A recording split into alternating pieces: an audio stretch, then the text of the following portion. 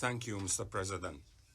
Mr. President, once again, this important international forum witnesses the exploitation of human rights in the service of political interests of some countries and the creation of polarization and politicization targeting the Russian Federation on the pretext of dealing with humanitarian issues in the Ukraine.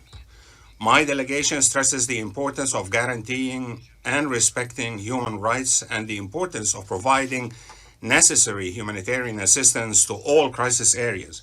Yet, at the same time, we reject any politicization of humanitarian issues and stress the importance of adopting the principles of impartiality, objectivity, and non-discrimination in human rights issues.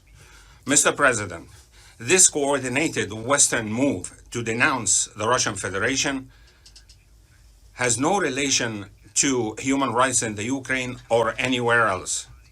Rather, it is an effort by Western countries to impose their hegemony and control over the world through besieging Russia and its punishment for its independent foreign policy.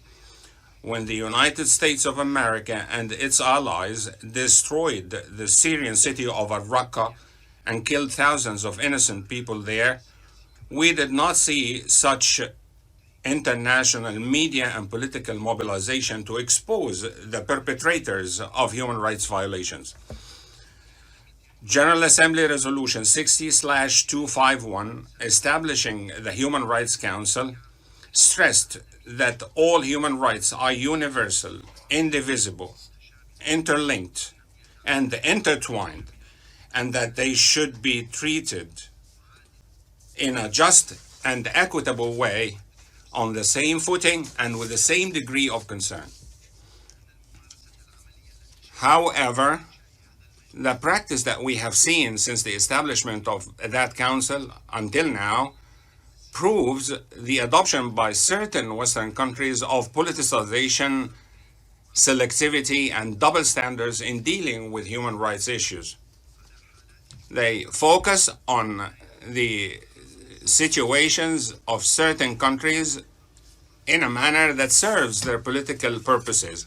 At the same time, they disregard other situations where grave human rights violations, systemic and grave human rights violations, were perpetrated in the full sound and sight of the world. And what the Palestinian people has been exposed to for decades at the hands of the Israeli occupation forces is the best proof of that. Another example is on the hypocrisy of those states is their disregard for the safety, security,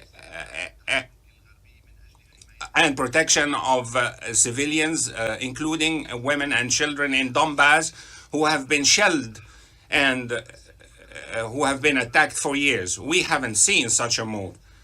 At the same time, the invocation of the pretext of paragraph 8 of the resolution establishing the Human Rights Council is a major source of concern, since we have not seen any evidence to base such talk about grave violations of human rights. What is the credibility of the sources of such information? What are the impartial international mechanisms that were providing such information or proving their perpetration? The launching of accusations and the spreading of such accusations through misleading media and the photographs and videos whose sources and places are unknown, and their spreading through open sources cannot be basis for General Assembly action on the issue.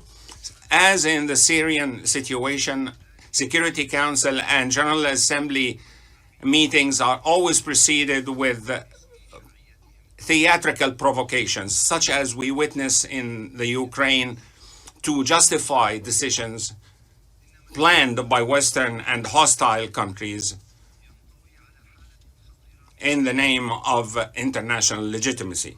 Mr. President, the draft resolution before us today involves a serious case of hostility and a clear example of the adoption of exclusion of which we have warned.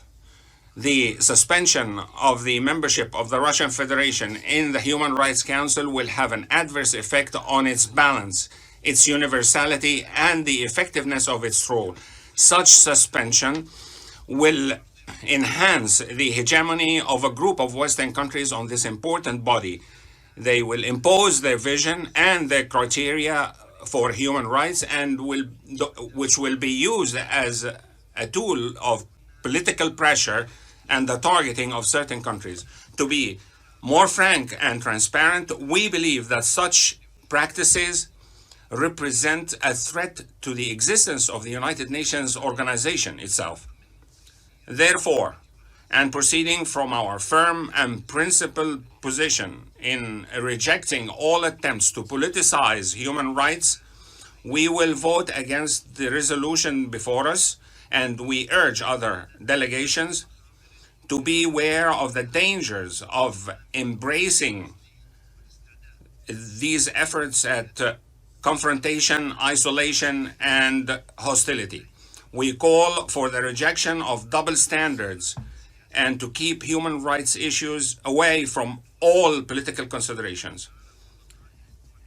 If we want the United Nations to continue and survive, we should all say no to such resolutions. Thank you, Mr. President.